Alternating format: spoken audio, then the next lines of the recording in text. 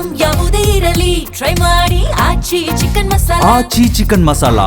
ಅದು ಹಣ್ಣುಗಳ ಜಾತಿಯಲ್ಲಿ ಅಗ್ರ ಸ್ಥಾನವನ್ನು ಹೊಂದಿರುವ ಹಣ್ಣುಗಳ ರಾಜ ಅಂತಾನೆ ಇದು ಫೇಮಸ್.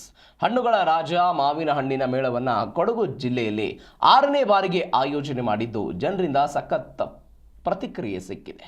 ಜಿಲ್ಲೆಯಲ್ಲಿ ನಡೀತಾ ಇರುವ ಮಾವಿನ ಮೇಳ ಹಾಗೂ ಹಲಸಿನ ಮೇಳ ಹೇಗಿದೆ, ಯಾವೆಲ್ಲ ಹಣ್ಣುಗಳು ಈ ಮೇಳದಲ್ಲಿದೆ, ಬನ್ನಿ ನೋಡ್ಬರೋಣ.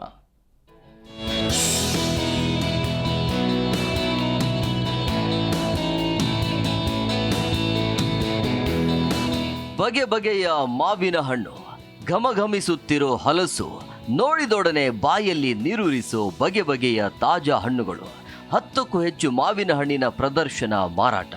ಕೊಡಗು ಮಾತ್ರ ಅಲ್ಲದೆ ವಿವಿಧ ಜಿಲ್ಲೆಗಳಿಂದ ಆಗಮಿಸಿದ ವ್ಯಾಪಾರಸ್ಥರು. ಹೀಗೊಂದು ದೃಶ್ಯ ಕಂಡು ಬಂದಿದ್ದು ಮಂಜಿನ ನಗರಿ ಮಡಿಕೇರಿಯ ಹಾಪ್ಕಾಮ್ಸ್ ಆವರಣದಲ್ಲಿ.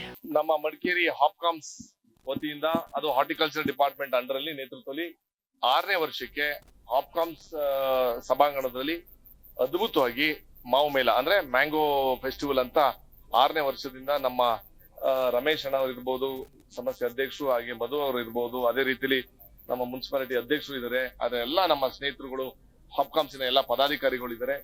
ಅದ್ಭುತವಾಗಿ ದ ಕಿಂಗ್ ಆಫ್ ಫ್ರೂಟ್ ಅಂತ ನಾವು ಹೇಳ್ತೀವಿ, ಏನೋ ಮಾವಿನ ಕಿಂಗ್ ಆಫ್ ಫ್ರೂಟ್.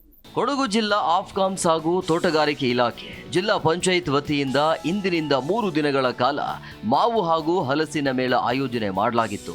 ಮಡಿಕೇರಿ ಕ್ಷೇತ್ರದ ಶಾಸಕ ಮಂತರಗೌಡ ಮಾವು ಹಲಸಿನ ಮೇಳಕ್ಕೆ ಚಾಲನೆ ನೀಡಿದ್ರು. ಮಾವು ಮೇಳಕ್ಕೆ ಮಂಡ್ಯ, ಮೈಸೂರು, ಚಾಮರಾಜನಗರ ಸೇರಿದಂತೆ ವಿವಿಧ ಭಾಗಗಳ ರೈತರು ತಾವೇ ಬೆಳೆದ ಮಾವಿನ ಹಣ್ಣುಗಳನ್ನ ಹಾಗೂ ಹಲಸಿನ ಹಣ್ಣನ್ನ ತಂದು ಮಾರಾಟ ಮಾಡಿದ್ರು. ರೇಟ್ ಲಿಸ್ಟು ಒಂದೇ ಫಿಕ್ಸ್ ಮಾಡಿ ಎಲ್ಲಾ ಅಂಗಡಿಗಳು ಇಷ್ಟಕ್ಕೆ ಮಾರಬೇಕು ಅಂತ ತೀರ್ಮಾನ ಮಾಡವ್ರೆ.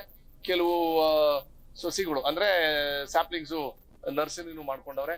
ನಾನು ಏನ್ ಹೇಳಕ್ ಇಷ್ಟಪಡ್ತೀನಿ ಅಂತಂದ್ರೆ, ಹೌದು ಇಲ್ಲಿ ಮಳೆ ಜಾಸ್ತಿ ಆಗ್ಬಹುದು, ಮಾತ್ರ ಮಳೆ ಆಗ್ಲಿದಂತ ಸಂದರ್ಭನು ಆಲ್ಟರ್ನೇಟ್ ಕ್ರಾಪ್ಸ್ ಆಫ್ ನಾವು ಒಂದ್ ರೀತಿಲಿ ದಾರಿ ಹೋಗ್ಲೇಬೇಕು. ಕಾಫಿ ಇರ್ಬೋದು, ಮೆಣಸು ಇರ್ಬೋದು, ಯಾಲಕ್ಕಿ ಇರ್ಬೋದು, ಆಮೇಲೆ ಇತ್ತೀಚೆಗೆ ಅಡಿಕೆನೂ ಜಾಸ್ತಿ ಆಗಿದೆ. ಅದ್ರ ಜೊತೆ ಮಾವಿನ ಹಣ್ಣು ದೊಡ್ಡ ಮಟ್ಟದ ಅವಕಾಡೋ, ಬಟರ್ ಫ್ರೂಟ್ ಜಾಸ್ತಿ ಆಗಿದೆ. ಅದ್ರ ಜೊತೆ ಬೇರೆ ಬೇರೆ ಹಣ್ಣುಗಳು ಕೊಟ್ಟರು ನಮ್ಮ ರೈತರಿಗೆ ಒಂದ್ ರೀತಿಯಲ್ಲಿ ಆಡೆಡ್ ಇನ್ಕಮ್ ಆಗಬಹುದು ಅಂತ ನನ್ನ ಅಭಿಪ್ರಾಯ. ಒಟ್ನಲ್ಲಿ ಮಾವಿನ ಹಣ್ಣುಗಳನ್ನ ಖರೀದಿ ಮಾಡಲು ಬೇರೆ ಜಿಲ್ಲೆಗೆ ಹೋಗ್ಬೇಕಿತ್ತು.